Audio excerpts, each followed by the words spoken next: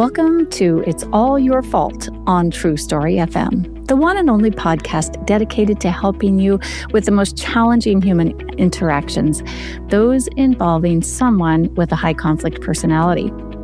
I'm Megan Hunter, and I'm here with my co-host, Bill Eddy. Hi, everybody.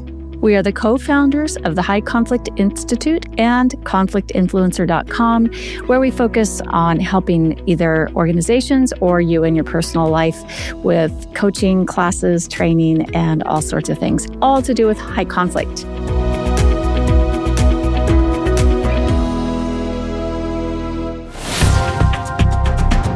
So welcome back, listeners. Happy to have you with us today, wherever you're listening, whether it's your car, on your walk, on your jog, at the gym, or laying in bed taking a nap. So we're glad you're here. Today, we are answering your questions. I don't look every week to see how many questions have come in. So I looked today and it was a lot. So we have 5 questions, Bill, and it will take us a little bit of time to get through them. So I think we can do this in 30 to 35 minutes, honestly. We'll give it a shot. We'll give it a shot. All right. First question. I'm dealing with a complicated situation involving my 81-year-old neighbor. She insists on coming over to my house every day to visit with my wife. I also took her dog in because she said she didn't have time to care for it. But now she insists on coming over to visit the dog as well.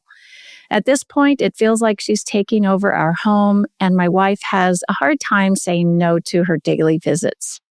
I want to set boundaries and tell her that this is invading our privacy, but I'm afraid that if I do, she'll take the dog back. I also suspect she may have histrionic personality traits. How should I handle this situation? Okay, well, this is a perfect situation for slick solutions. Setting limits and imposing consequences in 2.5 steps. So, first of all, don't try to persuade her that you need to set limits. Just say something like, we've realized with our schedules that it would be easier if you would come every other day, or something or other. Don't make it personal. Don't make it about her.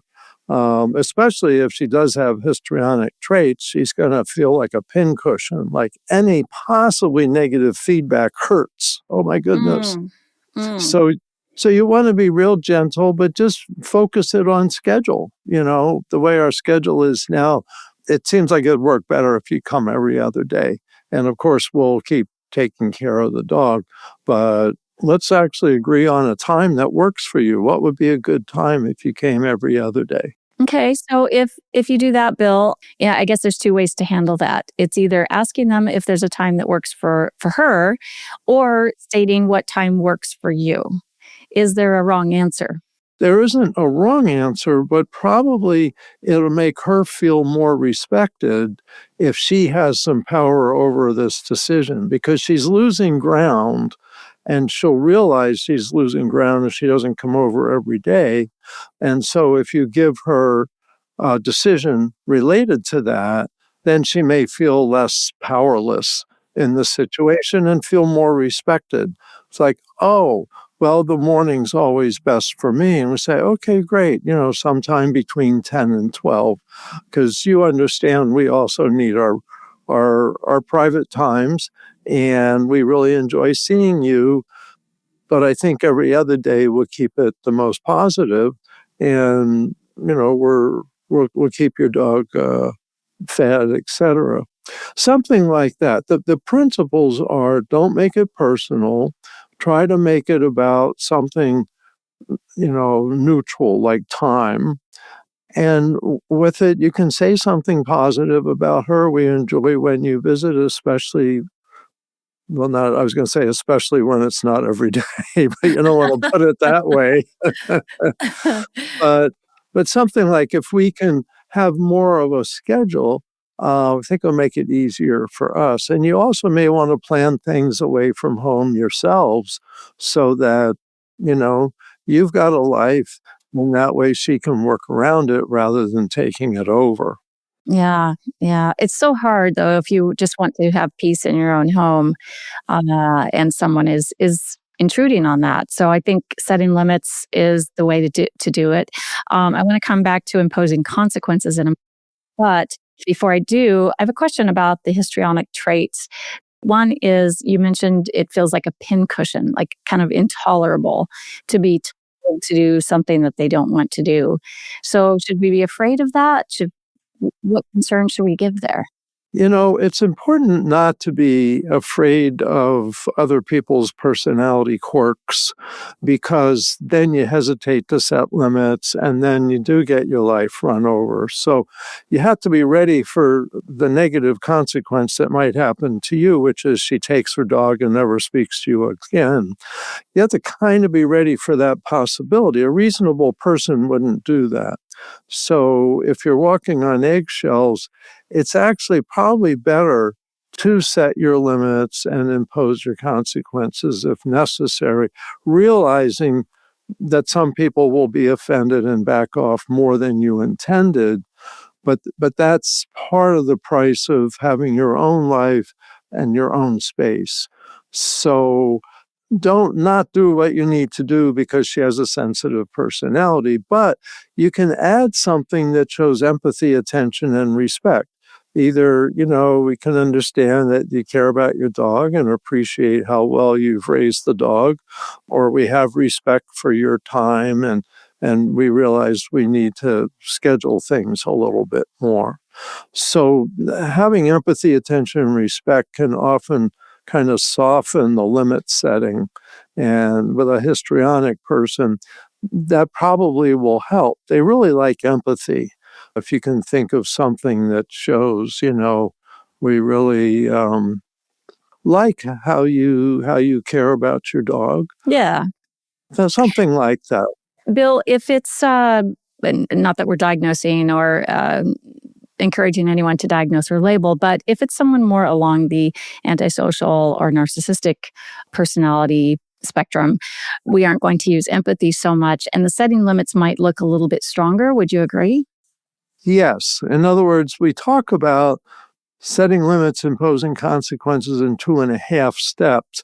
And the half step is whether to give that empathy, attention, and respect or not, and really just stay focused on the consequence and being firm. And with narcissistic and antisocial people, they'll often manipulate your empathy. So it may be better just say, no, actually, today's not a good time, and just be firm about that. So let's talk about imposing consequences with this particular neighbor. If the boundary is violated, the limit is violated. So we've agreed on every other day or every third day or something like that. And yet she keeps coming over. Then how do we impose the consequence? And what consequence should be imposed?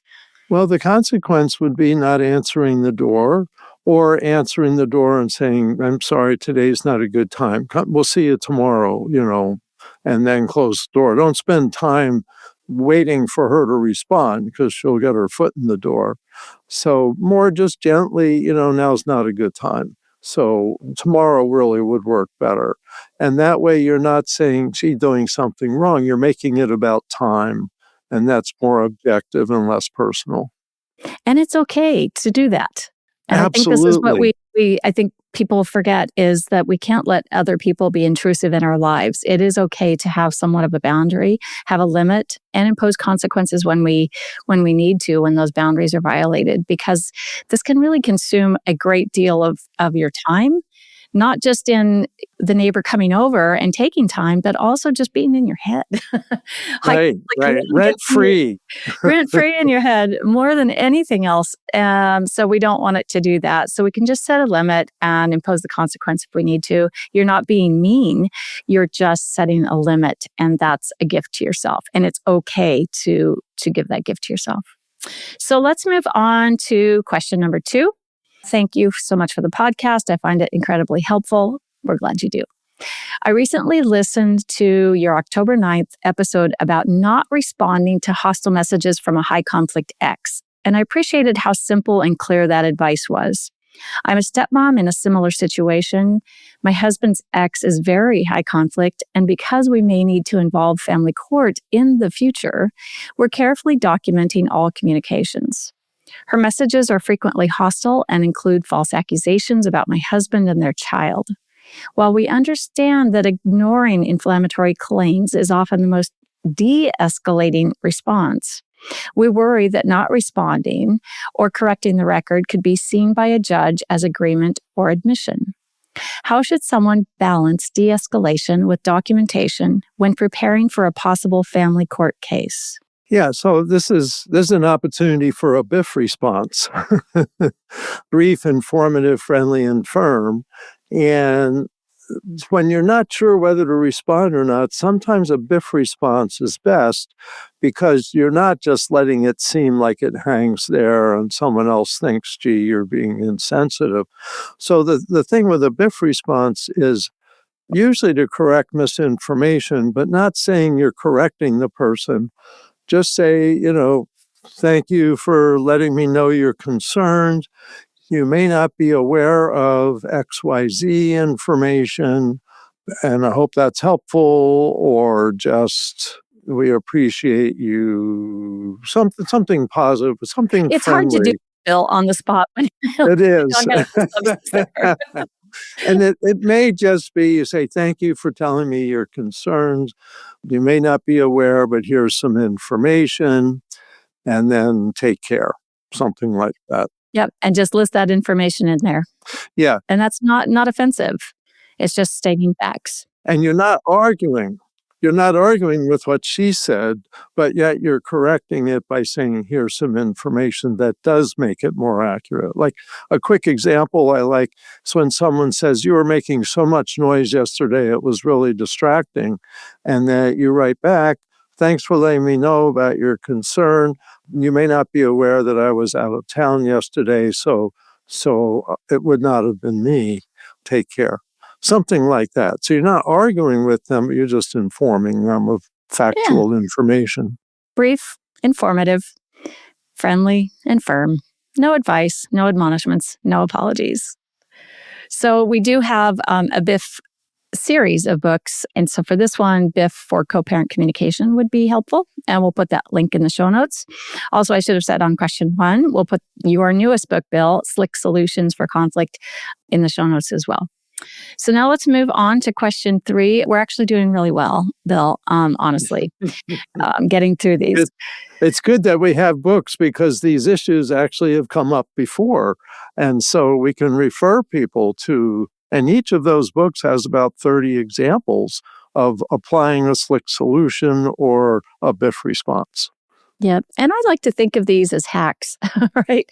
Instead of perseverating and just, really spinning about what to do, it's very simple. What should I do?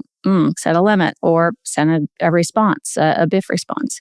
It really simplifies these very complicated, seemingly complex situations.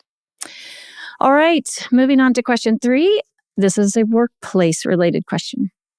How do you work with a coworker who ignores you and clearly doesn't want to engage, even though you're expected to function as a team? I'm leaving an abusive relationship where the silent treatment was common, and this is in this person's personal life. And this dynamic feels very similar. I've tried neutral connection and offering help, but I'm consistently met with silence or rejection. When I raised concerns with my supervisor, I was told to just endure it. A later meeting with management and HR left me feeling I had to defend myself against petty complaints. After 21 years with this company, the situation has created significant anxiety and made me dread going to work. What steps would you recommend, and how can I better protect my emotional well-being while navigating this? Well, I would start with perhaps making a list of options you have, because the reality is this does happen. Sounds like you've made some efforts to address the situation. And so if you make a list, you write down all your possible options. One is to once again try to suggest to the person, I can be helpful, or let me know if you have things I can assist with or whatever. So one would be deal with the person directly and just be persistent a little bit more about that. That's one option. Another is start looking for other jobs. one thing that we found, and there's research by the Workplace Bullying Institute on when you can't stop a bully, it may be mentally healthy just to get out of there. Now, this doesn't sound like the ordinary bully who's harassing you, but sometimes the passive aggressive and silent approach has some of the same effect. It's disregarding your existence and being disrespectful. Most people wouldn't do that. Another thing, right in your list, maybe there's a different job in your organization where you can get out from under this situation, but maybe it's a good company or agency to work for. And also write down a couple things about how you don't deserve this and you're a good person and a hard worker. Giving yourself encouraging statements often can help cope. Maybe you have a calendar. If you've been there 21 years, I've consulted with people that have a year to go before retirement and they get an awful new manager. And sometimes just getting a calendar and crossing off the days, say, okay, now it's only 86 days. So I can visually see there's hope in sight. Maybe put an island in the Caribbean on your wall with those dates that you're checking off. So don't get locked into a hopelessness sense. There's always choices, always options. They may not be really great, but you're not trapped and it's not your fault. It sounds like you made a lot of effort, and some people are just non-communicative. Yeah, and I think it's if the option is to stay rather than look for a new job, which some people do look for new jobs, you can also hope that person gets transferred or finds a new job elsewhere. But I think if you have to stay in this, I think that's the real struggle that people face. Is how to deal with that on a daily basis and not have that dread going to work. And I think it involves some self-work, understanding really who you are and that other people, I'm not going to allow them to impact my day and take up space in my head. And if they don't want to talk to me, that's up to them. But I have other relationships in this office, in this building, in our team, and just, work on strengthening those relationships and maintaining those. And I think that can be really helpful. I know that it helps a lot when you get that question mark over your head that's just filled with dread. Like, what do I do? I think it's helpful to go to remind yourself that you have other good relationships. So you have had this past personal relationship that hasn't been fantastic, and this work relationship now kind of reminds you of that. Kind of put that past relationship into a category of its own. Also, then add a category of all the good relationships you have, and focus on those and try to just cognitively think about those more and the strength that you bring to those relationships as well. And I think that lessens the impact. I was going to say, just write down all those positive relationships, because sometimes they slip away when we're focused on the negative. And you start going, yeah, there's all these people. One person doesn't have to mess up your life, but it does take, like you said, some shifting of your own thinking, some self-care. Yeah. There's a lot we can do for ourselves. And listen, I've been in this situation myself, and I dreaded going to work, not with Bill, Oh, but good. in a prior job. And, there was a supervisor I had in one position that just made my stomach hurt every morning driving into the office. And then just kind of all day, I felt on edge. And I wish I would have known then what I know now. And it's really about being more centered and self-aware and understanding that you can't let someone else just intrude in your brain that way. You do have some choices there. I also understand it's difficult, but yeah, protect your emotional well-being while you navigate it. I've worked with some companies, people in companies who I think of one where some teachers would come into the teacher's lounge and they were just frozen out by one or two of the others who seemed to have a lot of power. But I think ultimately what they tried to do was focus on those other relationships, focus on their job, and their dread level went down. So I think that's hopefully inspiring and motivating and encouraging to you. Just go and be empowered. Do your job. Focus on your job. By the way, this morning I was looking at our website's top organic landing page entries, which basically means what are people looking at when they come to our website? What are they looking for? And again, for 18 years now, it's the top 5 are, how to manage a very difficult or narcissistic boss. So it hasn't changed in 18 years. All right, so let's move on to question 4, Bill. How do you decipher between normal high conflict, co-parenting, and harassment to the extent where you might need a harassment restraining order? How do you decide when you need to do that? I think so, yeah. I would frankly say talk to a lawyer in your county and find out. Because one thing people need to know is you don't automatically get a restraining order if you ask for it. That the judges are supposed to consider, has there recently been harassing behavior or even violent behavior or a threat of that? Is that likely to occur? Now, it also, if you talk to a lawyer, you'll find out what your state's requirements are. For example, I'm a California lawyer, and in California, you can actually get a restraining order for coercive control, even if there hasn't been any relationship violence.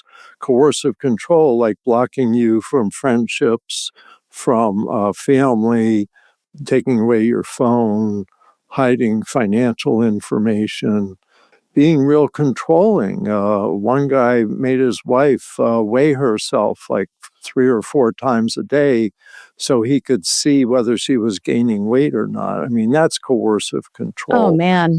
And she got a restraining order against him.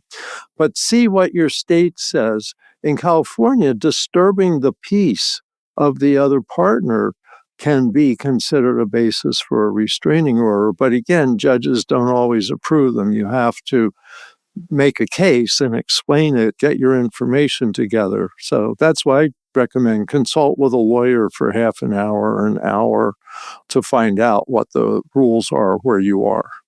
And there's also a lot of domestic violence organizations that probably have this information either on their websites, or if you just ring them up in your local area, you could probably get some information as well if a lawyer is out of reach financially.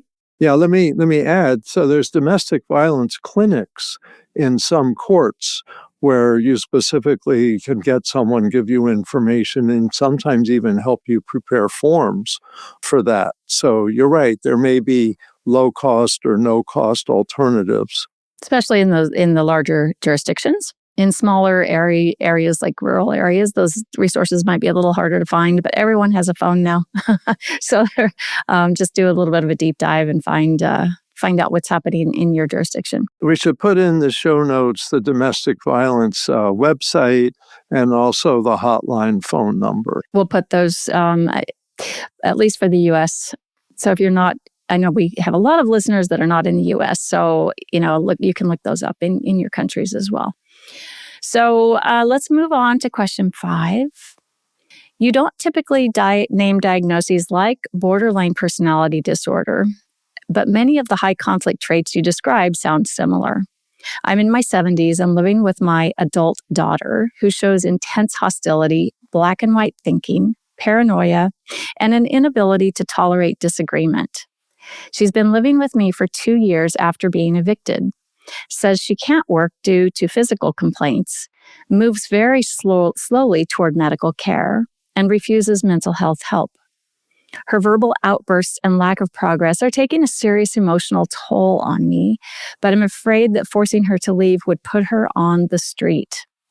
I've tried clear statements and slick solutions, which helped minimally, but nothing leads to meaningful change. Are there limits to how effective these techniques can be in situations like this? Well, yes. I mean, everything has its limits, so it's good you've tried these things. With slick solutions, setting limits and imposing consequences, it may just be you need to have bigger consequences, and you may just need to be prepared that you'll go live on the street for a few days. I've worked with parents of young adults, and nowadays young adults could range up into their 40s or 50s, like this situation. And it's because they get away with this stuff that they keep pushing. And so part of setting limits is saying, I can no longer handle this. I'm, 71, and I need to focus on my own health and well being. And therefore, you need to look for some other housing starting at the end of the month, something like that. And give an ear statement. This is where people with borderline personality often really appreciate something that shows that you have some empathy for them, and say, this is very hard for me to do, but I really need to do it for my own well-being. I'm not helping you or me if I let this uncomfortable situation continue. By the end of the month, that gives you 2 or 3 weeks to look for other options. Now, when you set limits like that, you have to be prepared for them to push back. And they're going to either burst into tears. If they have borderline traits, they may burst into a rage. You're an awful person. How can you do this? So you have to prepare yourself for that possibility. And when that stuff happens, and say, I can understand it's upsetting, and it still needs to be done. You'll still need to move at the end of the month, something like that. So it really is kind of going back into the setting limits and imposing consequences with some empathy, attention, and respect. Let me just add something. So, borderline personality disorder is one of the 5 common high conflict personality disorders. And there's an overlap. Maybe 50% of people with high conflict personalities also have a personality disorder. And this is one of the most stressful because they attack the people they're closest to, people that care for them and love them. And so understanding this high conflict behavior and borderline behavior. She may or may not have that, but this is characteristic of that. In either case, don't focus on that when you communicate with her. Just focus on what you need and what you have to do. And I think importantly, Bill, you mentioned that this is likely to cause an emotional reaction. It almost always will. There's not going to be a lot of logic and seeing mom's point of view on this. So we have to expect that and be prepared for emotional bargaining, manipulation that's going to start happening, and just trying to make you feel guilty. You don't love me. Why are you being so mean to me? How dare you? I'm going to tell everybody how bad you are. I mean, you can just expect these things. So I think when you set the expectation, it's a little easier to deal with when it happens. It can still, kind of penetrate you. This is your family member. But I think you have to remind yourself, this is to be expected. It does not mean that I'm a mean person. I don't have to believe anything that is being said to me or about me. I get to have that choice, and I'm going to stick with my limits because I deserve as much of a chance to have my own well-being and happiness as my daughter does. Absolutely. Well put. Yeah. I think people forget. I think we, just as humans, we forget sometimes, especially when it's family and we care about them and we feel like we're putting someone out on the street. Well, you're not making someone homeless. You're letting and allowing that person an opportunity to make a choice. It is an opportunity to get better. And if they don't make that choice, they are making the choice to do something different. And you don't know what that different is. There may come threats of, you're making me homeless. I'm going to be living on the street. I'm going to be on Skid Row. I'll be starving. Well, you have an opportunity to make a different choice here, whatever that choice may be.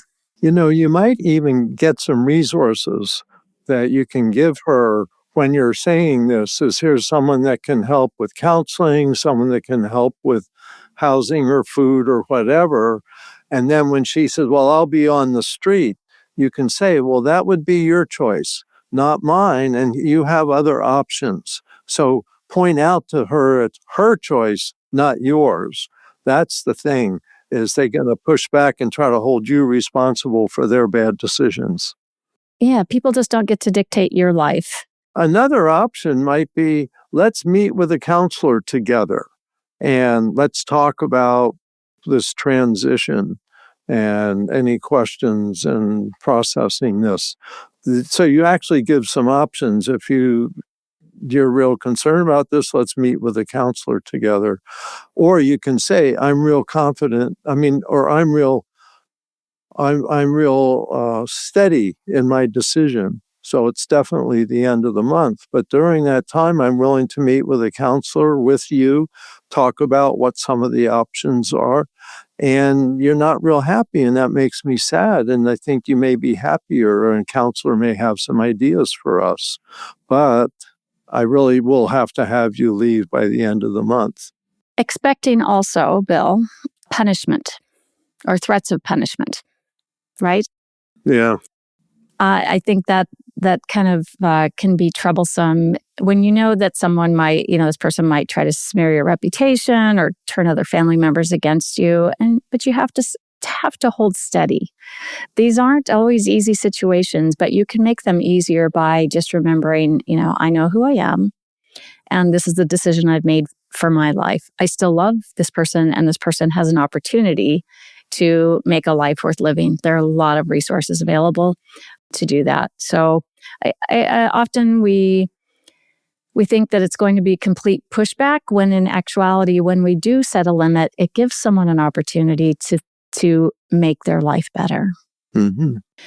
So that is it for today. We'll probably have more listener questions next time because there's so many and they're so good. So thank you for sending those in, listeners. We really appreciate it.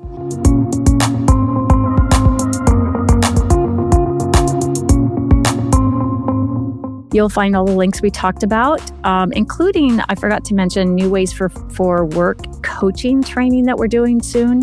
That would be, I think, helpful for those in the workplace, because we did have an HR question today. It's kind of HR related. We'll put the links for highconflictinstitute.com for professional training and consultation and other programs, and conflictinfluencer.com for personal life questions. We also have a community that we've been doing at Conflict Influencer that I think is really a helpful and supportive place for people going through really difficult situations like this. We meet on Monday nights. So keep learning and practicing skills, be kind to yourself and others, while we all try to keep the conflict small and find the missing piece.